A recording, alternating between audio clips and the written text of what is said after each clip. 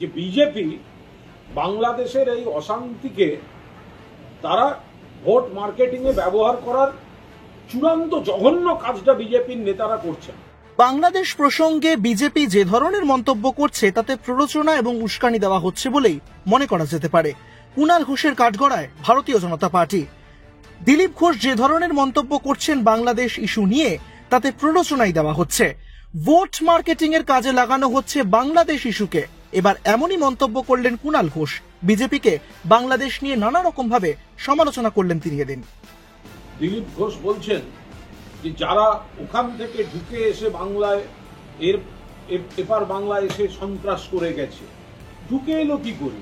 এই কথাটা আসছে কোথা থেকে? দিলীপ ঘোষ বলছেন ও বাংলা থেকে যারা এসে গন্ডগোল করে গেছে, অমুককে মেরে গেছে। বিএসএফ আপনার দলে, অমিত শাহ স্বরাষ্ট্রমন্ত্রী, তো অনুপ্রবেশ রোখার দায়িত্ব তো বিএসএফ এর, কেন্দ্রে। তাহলে আপনারা যে এই কথাগুলো বলছেন এই সময়, যে ওপাশ থেকে এসে যারা এই করেছে, আপনারা আসতে দিচ্ছেন কেন? সীমান্তটা তো পশ্চিমবঙ্গ সরকার দেখে না, রাজ্য পুলিশ দেখে না, কলকাতা পুলিশ দেখে না।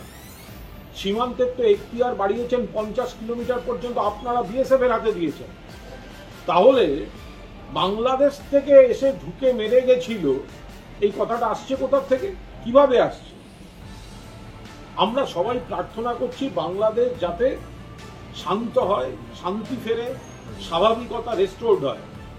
তার বদলে বিজেপির নেতারা যে ধরনের আশা বলছেন,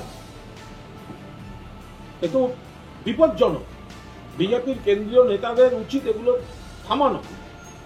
আর যদি না থামায় তাহলে ধরে নিতে হবে যে বিজেপি বাংলাদেশের এই অশান্তিকে তারা ভোট মার্কেটিং এ ব্যবহার করার চূড়ান্ত জঘন্য কাজটা বিজেপির নেতারা করছেন।